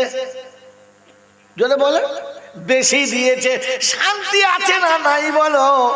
যখন মায়ের 14টা ছেলে হলো, যখন বাপের 18টা ছেলে ছিল, যখন লাইন দিয়ে শুয়ে থাকতো, ওদের প্যান্ট কিনতে পারতো না, তখন কিন্তু পিতামাতা শান্তিতে ছিল, এত অশান্তি তাদের মধ্যে ছিল না। যখন তুমি ছানা বাচ্চা মেরে দিয়েছো, তখনই তোমার শান্তি চলে গেছে, কারণ তুমি সম্পদে বিশ্বাস করেছো, আল্লাহর রহমতে বিশ্বাস করো না। আল্লাহ বলে, ঠিক আছে, সম্পদ নে, তবে শান্তি পাবি না। ছেলের হাতে মার খাবি, বৌমার হাতে ঠেলা খাবি, বুড়ো বয়সে বুড়ির কাছে ঝাঁটা খাবি, আল্লাহ আল্লাহ করে চিল্লাবি, আমি আল্লাহ দেখা দেবো না। তখন মনে হবে বিষ খাবো, গলায় দড়ি দেবো, কিন্তু মরণ বিষেতে হবে না। বাড়িরা, সোনারা, লালেরা, বলেন শান্তিতে আছেন নাকি জ্বলনে আছেন? বাবাজি, কারণ আপনি সম্পদ চেয়েছেন তাই শান্তি পালিয়ে গেছে। আপনি সম্পদ চেয়েছেন, শান্তি পালিয়ে গেছে। আপনি যদি শান্তি চাইতেন তাহলে আপনাকে আল্লাহ শান্তিও দিত, সম্পদও দিত। আপনি তো সম্পদের আশা করে বসে। আমার বাবাজিরা, আমার শোনাচ্ছেন বন্ধুরা, আমার সোনামণি মায়েরা, বোনেরা, আমার আল্লাহ পাক শুনিয়ে দিয়েছে, শুনে রেখে দে। আমার উপরে ভরসা করেছে যারা মুমিনের খাতায়, তারা এই গুরুখানির লোকেরা, যাদের 6টা ছেলের ভাত দেওয়ার ক্ষমতা ছিল না, ও 50টা ছেলে ভর্তি করে কোন সাহসে? ওর বাবার কত বিঘে সম্পত্তি আছে? ক বিঘে সম্পত্তির মালিক দেও? কটা ফিচারি আছে? এই 50টা ছেলেকেও যে খাওয়ায়, চুরি করে হলে এনে খাওয়ায় তো। আমি বলছি সে মিথ্যা কথা বলে আনে, চিটিংবাজি করে আনে, খাওয়াচ্ছে তো। এই 50টা ছেলের মধ্যে যতগুলো ছেলে পর্যন্ত পাগড়ি পেয়েছে, এর মধ্যে একটাও কি হাক্কানি হাফেজ বেরোবে না? 1 বিঘে জমি চাষ করেছি, পোকা লেগে সব সালা চিটি হয়ে গেছে। হ্যাঁ বাবা, 1 কেজি ধানও বেরোবে না? হ্যাঁ না বলেন? ওই 1 কেজি ধানের 20 তোলা ফেললে আমার তো 10 বিঘে হবে। রব্বের জল জালাল বলে, একটা পাস করবি, একটা। আমি আল্লাহ কিয়ামতের ময়দানে তোকে ফার্স্টে পাশেই দাঁড় করাবো। আমার কোরআন বাঁচানোর জন্য চেষ্টা করেছো, চলো চলো। আমি আল্লাহ পাক রহমানুর রহিম তখন দেখাবো। বাপ মারা গেছে, সন্তান মারা গেছে, পিতার এখন ঘর ছুটে গেছে, বাচ্চাকে কবরে শুইয়ে দিয়েছে। বাচ্চা কবরে শুইয়ে দিয়েছে 14-16 বছর, 14 বছর 16 বছরের বাচ্চা, জোয়ান পাহাড় ছেলে। পৃথিবীতে 1 কুইন্টাল ধানের বস্তা, 1 কুইন্টাল চালের বস্তা বুধখালি থেকে মাথায় করে নিয়ে ক্যানিং চলে গেছে। দুই হাতে 40 কেজি করে 80 কেজি মাল সাইকেলে দুদিকে ঝুলিয়ে নিয়ে চলে গেছে। কষ্ট হয় নাই, কিন্তু 50 কেজি ওজনের বাচ্চার লাশ যখন খাটে শুয়ে গেছে আর বাপ যখন খাটটা কাঁধে তুলেছে, তখন মনে হয়েছে সারা পৃথিবীর ওজন আমার কাঁধের উপরে এসে গেছে। কারণ পিতার কাঁধের উপরে পুত্রের লাশ সব থেকে বেশি ভারী। ও কাফনের কাপড় পরায় আর বলে, আব্বা আমার শখ ছিল তোর হাতে জামা পরার, আমাকেই পরাতে হলো। বেঁচে থাকতে আমি জামা কিনে পরিয়ে দিয়েছি, মরার পরে আবার আমাকেই জামা পরাতে হলো। তুই এত তাড়াতাড়ি চলে যাবি এই আশা আমি করি নাই।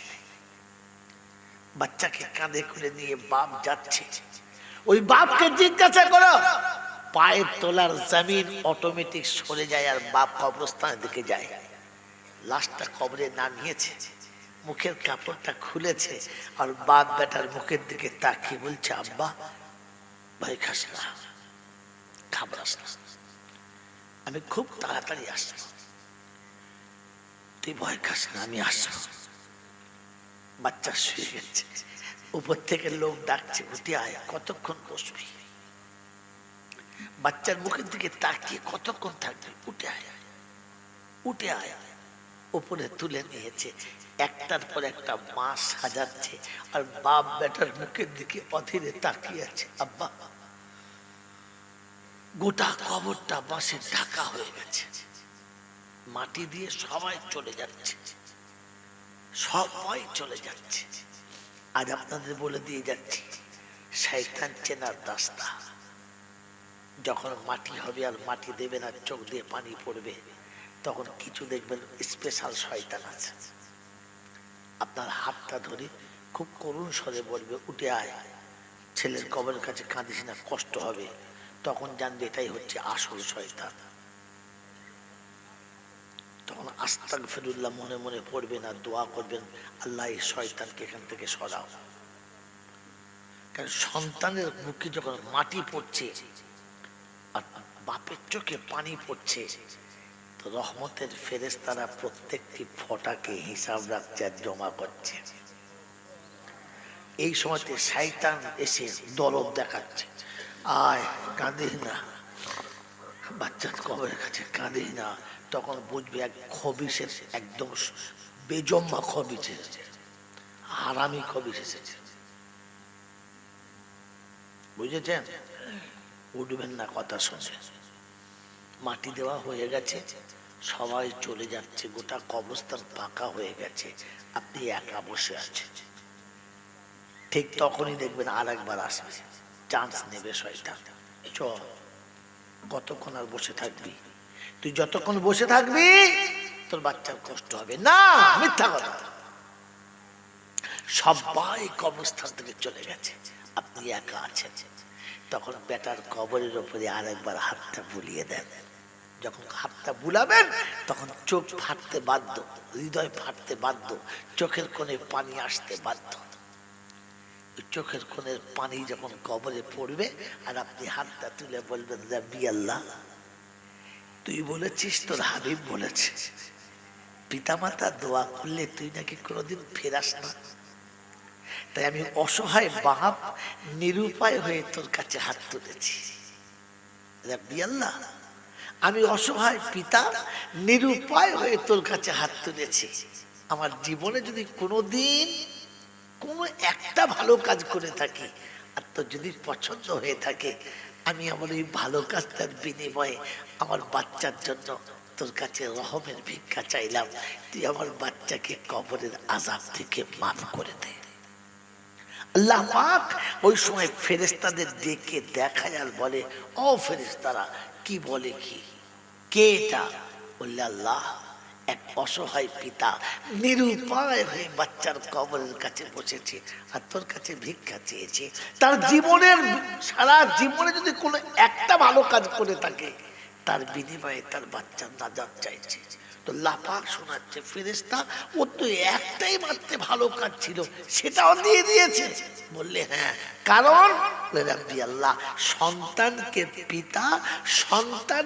পিতা নিজের জানের থেকে বেশি ভালোবাসে, তাই আজকে দিনেতে তার বাপ সব ছেড়েছে। রব্বে জুল জালাল বলে, ও ফেরেশতা, সাক্ষী থাক, পিতা যদি সন্তানের মুহাব্বতে জীবনের সব থেকে ভালো আমলটা তার বিনিময়ে বাচ্চাকে বাঁচাবার চেষ্টা করতে পারে, তো আমি আল্লাহ ওই বাপের থেকে বান্দাকে বেশি ভালোবাসি। তাই বিনা আমলে আর কোন রকমের কোন নেকি না থাকার পরেও আমি আল্লাহ আমার বান্দাকে বাঁচিয়ে নিতে পারি। বলুন সুবহানাল্লাহ। এই জন্য মেরে মোহতরম দোস্তর বুজুর্গ, কখনো কারোর প্রতি খারাপ ধারণা করবেন না, কারোর দিকে আঙুল তুলতে যাবেন না, কারোর প্রতি খারাপ ধারণা নেবেন না, খারাপ ধারণার উৎস বানাবেন না। জান্নুল মুমিনিনা খাইরা, মানুষের প্রতি ভালো ধারণা রাখুন, মুমিনের প্রতি ভালো ধারণা রাখুন। আল্লাহ পাক শোনাচ্ছেন, আমি শান্তি এমন মুমিনের হৃদয়ে রাখি যারা মুমিন হবে তাদের দিলেতে, অন্য কারোর দিলেতে না।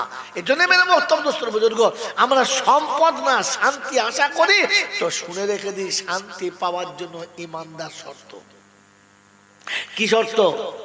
যদি বলে ইমানদার। আর ইমানদার শর্ত হওয়ার পরে যদি আমি ইমানদার হওয়ার পরে শান্তি না পাই, তাহলে বুঝতে হবে আমার ইমানের কোথাও না কোথাও ফাঁকা আছে, যেখান দিয়ে শান্তিটা পালাচ্ছে। কথা বোঝেন কি বোঝেন না? সবুজ ফসলটা বাঁচানোর জন্য গাছের গোড়াতে পানি ডুবানো দরকার। হ্যাঁ না, আপনি ডুবিয়েছেন কিন্তু পানি নেই, সন্ধ্যায় ভরেছেন, সকালে খালি পানি দাঁড়াচ্ছে না, তখন বুঝতে হবে পানিটা কোনো চোরা গলি দিয়ে চলে যাচ্ছে। ওই জায়গাটা আমাকে খুঁজে বার করতে হবে। খুঁজবেন ইনশাআল্লাহ, জোরে বলে খুঁজবেন ইনশাআল্লাহ। আল্লাহ পাক আপনাকে আমাকে শুনিয়ে দিয়েছেন। এর জন্য সুন্নতের বাউন্ডারি চাই। কিসের বাউন্ডারি? জোরে বলে, সুন্নতের বাউন্ডারি। একজন মানুষের মনুষ্যত্বের জন্য সুন্নত অপরিহার্য কর্তব্য। পুরুষের পোশাক আলাদা, নারীর পোশাক, জোরে বলে, আলাদা। নারীর পোশাককে নারীকে দেওয়া আর পুরুষের পোশাক পুরুষে নেওয়া, এটার জন্য আপনাকে শিক্ষার প্রয়োজন ছিল। এই শিক্ষা না থাকার কারণে আজ রাস্তায় নারী দেখলে নারী না পুরুষ বুঝতে পারা যায় না। একটু আগেই আমি একটা মেয়েকে তো ধাক্কা মেরেই দিয়েছিলাম, এই মনে করে যে একটা পুরুষ মানুষ, আমি বলতে গেলাম সরে যাও, হাত মেরে দিয়েছি, কিন্তু জাস্ট গায়ে লাগার একটু আগেই তাকিয়ে দেখলাম যাকে হাত দিয়ে ভাই বলে সরাতে যাচ্ছি ওটা ভাই নয়, ভাবি। এই অপদস্থের আসল কারণ কি? যদি বলেন, আমি সেই শিক্ষাটা পাই নাই। যে শিক্ষা পেলে নারীকে নারীর পোশাক ফিরিয়ে দেয়, পুরুষকে পুরুষের পোশাক ফিরিয়ে দেয়, নারীর নারীত্ব ফিরিয়ে দেয়, পুরুষের পুরুষত্ব ফিরিয়ে দেয়, আমরা দুর্ভাগ্য যে আমরা সেই শিক্ষাটাই পাই নাই, সেই শিক্ষা থেকে বঞ্চিত। পৃথিবীর বুকেতে এমন কোন জায়গা আপনি পাবেন না যেখানে নারীকে নারীত্বের পোশাক শেখায় আর পুরুষের পুরুষত্ব শেখায়, শুধু অনলি ফর মাদ্রাসা। যে ইলম শিখলে আপনার পোশাকটা পুরুষের মতো হতো, নারীর মতো না। যেখানে ইলম শিখলে আপনার মা বোনের পোশাকটা মা বোনের মতো হতো, কোনো বাপ ভাইয়ের মতো না। পৃথিবীর যত কলেজ, ইউনিভার্সিটি, উচ্চ শিক্ষালয় আছে, এখানে নারী আর পুরুষের পোশাকের তেমন একটা তফাৎ নেই। হ্যাঁ না বলেন? যেখানে যাওয়ার পরে নারী নিজেকে নারী ভাবে না, পুরুষ নিজেকে পুরুষত্ব দেখাতে পারে না, কারণ দুজন মিলেমিশে পুরো হিজড়ে হয়ে গেছে। মেরে মোহতম দোস্তর বুজুর্গ, এখনো আপনি মাদ্রাসায় যান, পুরুষের পোশাক দেখলে বোঝা যাবে কতটা আর নারীর পোশাক কতটা, আপনি বুঝতে পারবেন একজন মানুষ কেমন খাবে, এমন একজন মানুষ কেমন খাবে এটা পর্যন্ত পৃথিবীর কোনো কলেজে শিক্ষা নাই। যার যেমন মন যাবে তেমন খাবে, যেখানে মন যাবে সেখানে খাবে, যে অবস্থায় মন যাবে সেখানেই খাবে। হ্যাঁ না না বলে? এখনো যদি মনুষ্যত্বের মতো খাওয়াবার কোনো নিয়ম শেখানো থাকে, সেই শিক্ষা থেকে আমরা বঞ্চিত। সে শিক্ষা হলো দ্বীনি শিক্ষা, সে শিক্ষা ছিল কোরআনের শিক্ষা। মেরে মোহতম দোস্তর বুজুর্গ, আল্লাহওয়ালা ভাইরা, একটা নমুনা বলে দিচ্ছি, শুনে নেন আমাদের দেশের এই অধঃপতনের কারণ। কোন মেয়ের বিবাহ হলো, আর বিবাহের পর দেখলে ছেলেটা যা মনে করেছিলাম তা না, বর মনে করে দিয়েছিলাম কিন্তু বাঁদরের গোলায় তুলে দিয়েছি। তো মেয়েটাকে আমরা কি বলে বুঝাই? চিন্তা করিস না মা, ধৈর্য ধর, সবর কর, একদিন আল্লাহ দেবে তোর ওই স্বামী ভালো হবে আর তোর কপালে সুখ হবে। বলি না বলি না? যদি বলে কি বাবা, বলি কি বলি না? কিন্তু দুর্ভাগ্য হলো বিয়ের পরে যদি দেখে মেয়েটা ভালো না, তখন কি বলে? দূর করে দেবো, তাই দেখ আবার একটা বিয়ে দেবো। বলে না বলে না? কি করে বললেন আপনি?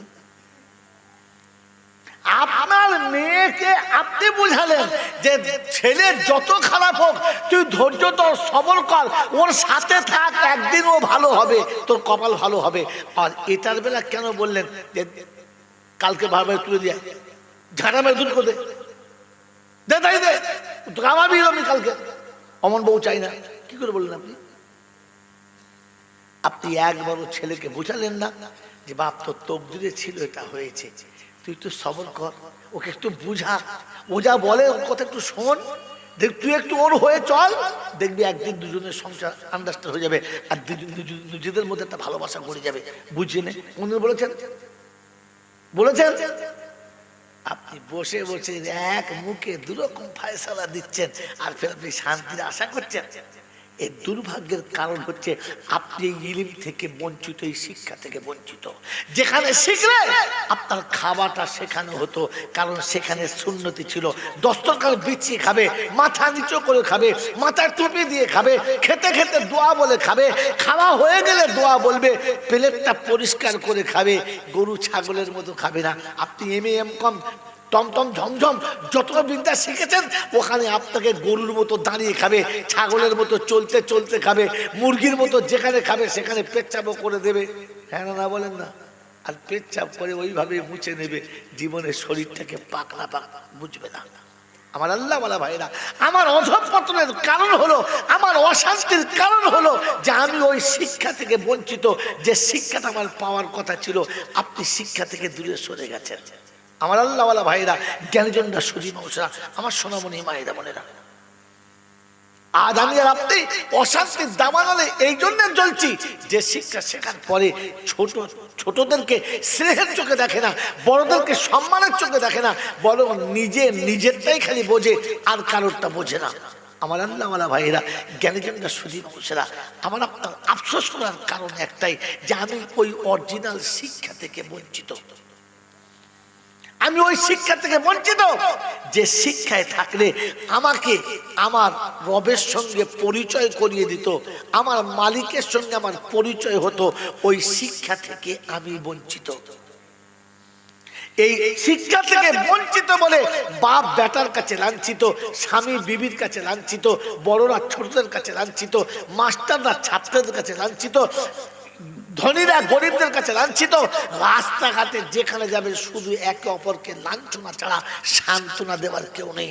এই জন্য মেরে মোহতম দোস্তর বুজুর্গ, আল্লাহ পাকের প্রিয় নবী শুনলেন, আল মুমিনু মিরআতুল মুমিনিন। মুমিন তুমি শান্তি পেতে চাচ্ছ তো প্রথম মুমিনের নমুনা হলো মুমিন আয়নার মতো হবে। একটা আয়না দেখে যেমন সামনের মানুষ বুঝে নেয় আমার কোথায় কোথায় দাগ আছে, যেমন আয়না দেখলে সামনের মানুষ বুঝে নেয় আমার মুখে, আমার চেহারা কোথায় কোথায় কালি লেগে আছে, নোংরা লেগে আছে। মুমিন যখন সামনে দাঁড়াবে আর একজন বুঝে নেবে আমি মুসলমান আর মুমিন বলে দাবি করি, আমার মানায় না, কারণ আমার চেহারাটা আয়নায় দেখে মুমিন মনে হচ্ছে না। বাবাজিরা, সোনার আল্লাহরা, জ্ঞানীজনরা, বুদ্ধিজীবীরা, এই জন্যে আপনাদের কাছে এতগুলো কথা আমি ঘুরিয়ে ঘুরিয়ে বলছিলাম যে যাতে করে আমার জীবনে শান্তির বাতাবরণ ফিরে আসে, আনবার চেষ্টা করবে ইনশাআল্লাহ। যদি আনবার চেষ্টা করবে ইনশাআল্লাহ। কোরআন তো আছে অনুনাজ্জিলু মিনাল কোরআনি মা হুয়া শিফাউ ওয়া রাহমাতুল লিল মুমিনিন। বিশ্ববাসী শুনে রাখো, তুমি শান্তির আশাবাদী, শান্তি পাওয়ার কামনা করো তো আল্লাহ প্রথম শুনিয়ে দিলেন। আমি শান্তির ধারাটা কোরআনে শোনাচ্ছি। প্রথম বলেছি মুমিনের দিলে যাবে, আর আমি কোরআন নাজিল করে বলেছি অনুনাজ্জিলু মিনাল কোরআনি মা হুয়া শিফাউ ওয়া রাহমাতুল লিল মুমিনিন। মুমিনের জন্য রহমত হলো কোরআন। ও মুসলমানের ছেলে, শুধু কোরআন শেখার জন্য না, মুমিনের জন্য রহমত, যেখানেই যাবে রহমত। আমার বাপজিরা, আমার শোনাচ্ছেন বন্ধুরা, আমার সোনামণি মায়েরা বোনেরা, সকালে ঘুম থেকে উঠে কোরআনের পাশে যখন যাবে না, সন্ধ্যাতে যাওয়ার সময় বিছানায় কোরআনের পাশ দিয়ে যাবে না। জীবনের শুরুতে কোরআন থাকবে না, জীবনের শেষে কোরআন থাকবে না, যৌবনে কোরআন থাকবে না, বার্ধক্যে কোরআন থাকবে না। ওই মরার পরে কিংবা মরার শেষ সময়ে কোরআন এনে যদি সামনে দাঁড় করায়, কোরআন শুনিয়ে দেবে আমিও তোমার সঙ্গে থাকবো না। আল্লাহ পাক বলেন ফালাউলা ইযা বালাগাতিল হুলকুম ওয়া আনতুম হিনা ইযিন তানদুরুন ওয়া নাহনু আকরাবু ইলাইহি মিনকুম ওয়ালাকিন লা তুবসিরুন। যখন নিঃশ্বাসের শেষ প্রান্তে আসবে, গলাটা যখন ঘর ঘর ঘর ঘর করে আওয়াজ দেবে, যখন আপনার চোখের জ্যোতি কমে যাবে, মুখের জবানের ভাষা যখন কমে যাবে, জবানটা যখন বাইরে চলে আসবে, আল্লাহ পাক রব্বুল আলামিন শোনাচ্ছেন, তখন দেখবি সব সম্পর্ক চলে গেছে, সান্ত্বনা দেওয়ার কেউ নেই, পাশে দাঁড়াবার কেউ নেই। ওই সময় আমি রয়েছি, আমি একমাত্র, আর কেউ না। ও বাপজিরা, সোনারা লালেরা, জ্ঞানীজনেরা, শুধু মানুষেরা, আমার সোনামণি মায়েরা বোনেরা, এই জন্য রব শুনিয়েছে আমাকে রাজি করে চলো। আমি আল্লাহ যদি রাজি হই, সব তোমার পাশে হবে। আমি আল্লাহ যখন থাকবো না, তুই যাকে চাইবি, যেভাবে চাইবি, তোর ইচ্ছা পূরণ হবে না, তখন শুধু উল্টো হবে। তুই যেটা চাইবি তার উল্টোটা হবে, কারণ সারা জীবন তুমি উল্টো চলেছো। আজ বৃদ্ধ বয়সে তুমি যেটা চাইবে তার উল্টোটা হবে। এখন কল্পনা কাজ করবে না, এখন পৃথিবীর কোনো মানুষের দোয়াও কবুল হবে না, পৃথিবীর কোনো মানুষের কোনো কিছু চাওয়া পাওয়া নেবে না। আল্লাহ পাক রব্বুল আলামিন তার হাবিবকে দিলেন আর বিশ্ববাসীকে শোনালেন, ও হাবিব তুমি বলেছো তারাকতু ফিহি আমরাইন কিতাবুল্লাহি ওয়া সুন্নতি। আমি যাবার সময় দুটো জিনিস রেখে যাচ্ছি, শুনে রাখো, দুটো জিনিস রেখে যাচ্ছি। একটা হলো কিতাবুল্লাহ, একটা সুন্নতি, আমার সুন্নত। লাউ তামাসসাকতুম বিহিমা, এই দুটো যদি তোমরা ধরে নিতে পারো, আমি রাসূল বলছিলাম তাজিল্লু, কখনো অপমানিত হবে না, কখনো লাঞ্ছিত হবে না, কখনো কারোর কাছে কোনোদিন তোমার কষ্ট হবে না। আমার বাপজিরা, সোনারা লালেরা, জ্ঞানীজনরা, শুধু মানুষেরা, কোরআন জীবন থেকে চলে গেছে, নবীর সুন্নাত জীবন থেকে চলে গেছে। এই জন্য বন্ধুরা, কোলের বিবি অটোমেটিক কোল থেকে চলে গেছে, জন্ম দেওয়া বাচ্চা আপন হয় নাই, পর হয়ে গেছে। যাদেরকে লালন পালন করে কোলের কাছে বড় করেছি, তারাও হাতছাড়া হয়ে গেছে। আজ তো বেটা বাপের কাছ থেকে চলে গেছে, আফসোস করছে। একবারও ভাবে নাই, একবারও ভাবে নাই। মুখের ভেতরের খাবার তুলে, কি গো বাবাজিরা, এই বুড়োখালী এলাকার কথা বলছি, গোলাবাড়ি এলাকার কথা বলছি। আজ থেকে 20 বছর 25 বছর আগে, 2000 সালের আগে, মজবুত বাড়ি একটাও দেখা যেত না। নিজের কথা বলছি। এখান থেকে ক্যানিং পর্যন্ত, ওই হেড়োভাঙা পর্যন্ত রাস্তার উপর দিয়ে হেঁটে গেলে ভয় লাগতো, আর যতটা হেঁটে যেতাম এখান থেকে গেছি, এরকম মোটা মোটা কুমড়োর মতো সব মাথা বার করে শুয়ে আস। যার মাথার উপরে চাকা উঠবে না সে ভাগ্যবান। কি জি, ইঞ্জিন ভ্যান কোন দিকে উল্টে পড়বে বোঝা মুশকিল। এইরকম রাস্তার উপরে আর এরকম ভাঙা ঘরের ভিতরে সারাটা জীবন কেঁদেছে। আপনাকে আমাকে খেতে দিয়েছে, খেতে দিয়ে ঠিক তৃপ্তি হয় নাই। মা বাচ্চাকে খাওয়াচ্ছে আর ঘরের ভিতরে বসে বসে কাঁদছে আর বলছে, আল্লাহ পেটে বাচ্চাদের দিলে, কিন্তু বাচ্চাদেরকে দুমুঠো পেট ভরে খাওয়াতে পারলাম না। আল্লাহ তুমি আমার বাচ্চাদের একটু মুখের দিকে তাকাও না আল্লাহ। আমার খুব ভালো মনে পড়ে, বাংলা মাদ্রাসায় জলসা করে ওই রাতে আমি আসছি এই নামতে খালি জলসা করতে, মোটর সাইকেল নিয়ে আসছি, পিছনে একজনকে বসিয়ে নিয়ে। কথা বুঝেছেন? সে এখানে এসে গাড়ি থেকে নেমে বলছে, মোল সাহেব জীবনে আপনার গাড়ি আর কোনোদিন চাপবো না। আল্লাহ ভাই কি অন্যায় করলাম বলো? বলছে অন্যায় হলো এইটা যে আপনি যে গাড়ি এনেছেন বিশ্বাস করতে পারি না এই পর্যন্ত যাবো বলে, শুধু মনে হচ্ছে যেন নাগরদোলায় উঠলে একটু দেরিতে পাক খায়। আপনি যা পাক মেরে আনছিলেন তখনই ওঠে আর তখনই নামে, মানে সে রাস্তা আপনাকে বলে বোঝানো যাবে না। এখন তো সুন্দর রাস্তা হয়ে গেছে, গাড়ির চোখ বন্ধ করে কি বললাম ব্রেক না করে চালানো যায়, কিন্তু এই রাস্তা আসার জন্য অনেক মায়ের নীরবে চোখের পানি ফেলতে হয়েছে, নীরবে চোখের পানি ফেলতে হয়েছে। বন্ধু মনে পড়েছে, কথাটা শুনিয়ে দিয়ে চলে যাচ্ছি। আমি আপনি আজকে যে সুখের বাতাবরণ দেখছি না, এখানে আপনার আমার আব্বা মায়ের চোখের পানি রয়েছে। আষাঢ় শ্রাবণ মাসে যখন জোর পাপড়ি মেরে ঝড় আসছে আর নদীর পানি যখন ধাক্কা লেগে বাঁধ ভেঙে যাবো অবস্থা, মাটির ঘরের ভেতরে বাপ বাচ্চা দুটো বুকের ভেতরে নিয়ে পাখির বাচ্চার মতো চেপে ধরে বসে আছে আর চোখ দিয়ে ঝরঝর করে পানি আসছে। আমার আল্লাহওয়ালা ভাইরা, জ্ঞানীজনরা, সজীব মানুষেরা, যখনই পানির আওয়াজ এসেছে, হাওয়ার জোর বয়েছে, বাপ ঝরঝর করে কেঁদেছে আর বলেছে, আল্লাহ আমার বাচ্চাদের তুই বাঁচিয়ে দিয়ে। এই নদীর পাড়ে হট করে যদি নদীর বাঁধটা ভেঙে যায়, মাটির ঘর ভেঙে যাবে, আমার বাচ্চারা খুব কষ্ট পাবে। আল্লাহ তুমি আমার বাচ্চাদের জন্য একটু সুরাহা করে দাও। আকাশে যতবার ঝড় উঠেছে, মা বাপের হৃদয়ে তার থেকে বড় ঝড় উঠেছে, আর তারা কেঁদে চোখের পানিতে বালিশ ভিজিয়ে ফেলেছে। বাচ্চা আমি আর আপনি শুয়ে ঘুমিয়ে গেছি, কিন্তু তারা মাতার কাছে বসে থেকেছে। না জানি কখন ঘর ভেঙে যাবে, না জানি কখন ঝড়ে চালটা উড়ে যাবে, না জানি কখন ঝড়ে নদীর বাঁধটা ভেঙে যাবে, আর বাচ্চাদেরকে কোলে কোলে নিয়ে পালাতে হবে। তাদের চোখের পানি জমা হয়ে হয়ে তবে রাস্তা সমান হয়েছে, এমনি হয় নাই বন্ধু। আমার আল্লাহওয়ালা ভাইরা, আজই হাকিম সাহেবের ঘরে খেতে যাচ্ছিলাম, ডাইনে বামে পাকা বাড়ি, মজবুত মজবুত বাড়ি। মনে মনে করলাম, আল্লাহ একদিন এখানে এসেছি যেদিন দুই পাশে একটিও ভালো বাড়ি দেখতে পাওয়া যায় না, আজ বাড়ি হয়ে গেছে। এমনি হয় নাই, এমনি হয় নাই, এর জন্য কুরবানি লেগেছে।